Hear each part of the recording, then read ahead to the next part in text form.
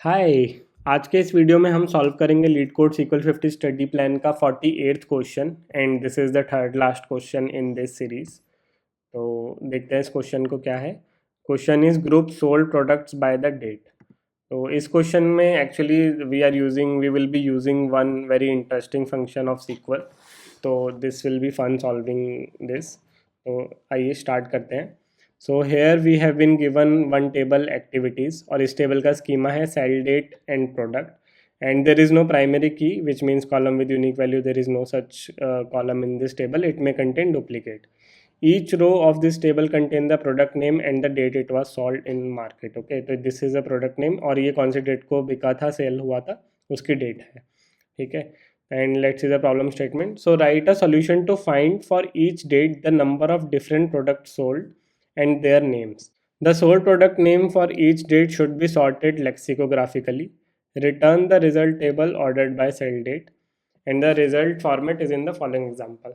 तो इसको एग्जाम्पल से समझते हैं what is the problem statement. Now if you see कि यहाँ पे जो है फॉर 30th में headphone was sold. Okay, and if you see again on 30th में basketball was also sold and on 30th में a T shirt was also sold. तो output को अगर देखें फॉर 30th में total product sold were 3।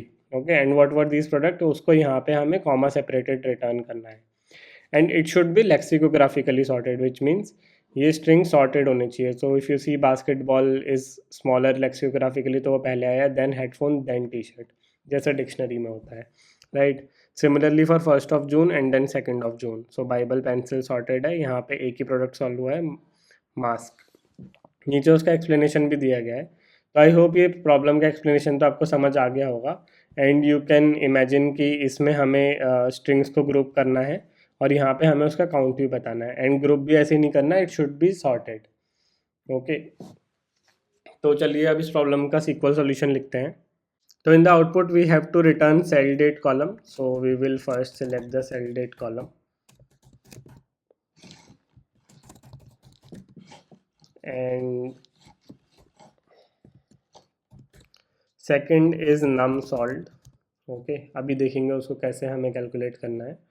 And third is products, इसको भी देखेंगे कैसे लाना है। ठीक है, and from this table activities. तो नम सॉल्ट के लिए पहले देखते हैं क्या करना है। So what we can do is for each date we can simply just count the distinct product as num sold. अब यहाँ पे हम सेल डेट से ग्रुप बाय कर देंगे तो we will get the count of product sold on each date. Okay, and now we have to type for products कैसे करने हैं। तो उसके लिए in SQL we have one function called group concat. So this will concatenate the values. तो हम sale date पे group करेंगे तो उसके अकॉर्डिंग ये उन वैल्यूज को कॉन्कैटिनेट करके एक रो में ला देगा and this will be automatically by default lexicographically sorted. तो यहाँ पे हमें कुछ नहीं करना है, यहाँ पे भी हमें बस डिस्टिंक्ट प्रोडक्ट सिलेक्ट करना है and we already have this alias as products. Okay, और क्योंकि हमने यहाँ पे एग्रीगेशन यूज़ किया है तो we will use group by sale date. Also हमसे बोला है कि जो हमारा आउटपुट है वो सेल डेट के ऑर्डर में होना चाहिए, so we will do order by sale date as well. तो चलिए इस क्वेरी को एग्जीक्यूट करके देखते हैं।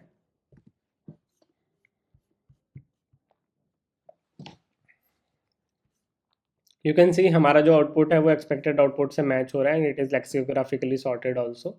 तो इस क्वेरी को सबमिट कर देते हैं।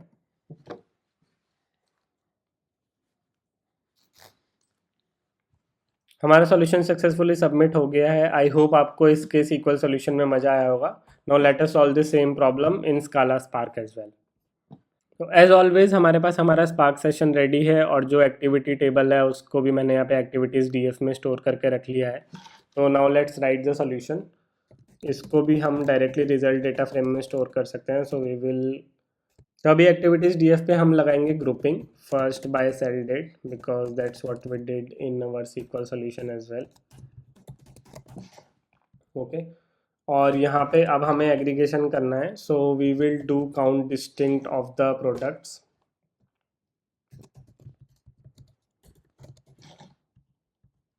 and we can give it alias as numSolved. Okay, so this will give us the count, but the second condition is हमें क्या बोला गया था that we need to list the distinct product name as well, जो भी उस date के लिए सॉल्व हुए हैं या उस डेट पे बिके हैं. तो इन SQL we used group concat. तो स्पार्क में we will have to use a combination of two functions, और वो मैं बताता हूँ कैसे करना है. So first for grouping we will use a collect list. Okay, so this will also collect the values for a given date, या जो भी हमारा ग्रुपिंग कॉलम होगा उसके लिए. So we will collect the product, okay, for this date. That is one thing.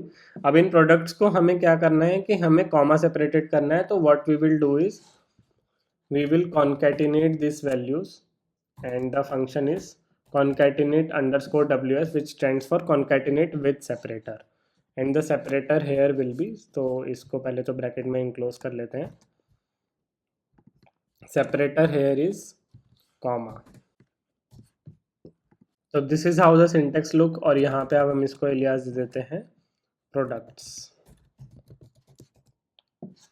So this is our solution, but हमें एक चीज़ और करनी है, that we need to order by again cell date. तो cell date के order में होना चाहिए. So this will give us the required output. इसको कंसोल पे प्रिंट करके देखते हैं.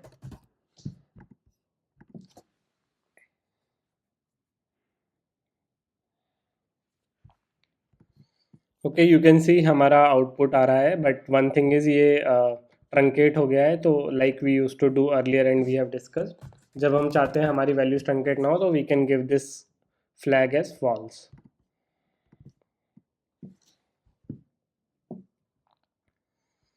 So now you can see for 30th May we had 3 products sold: headphone, basketball, t-shirt. Similarly for 1st of June and 2nd of June, 2 and 1 product respectively.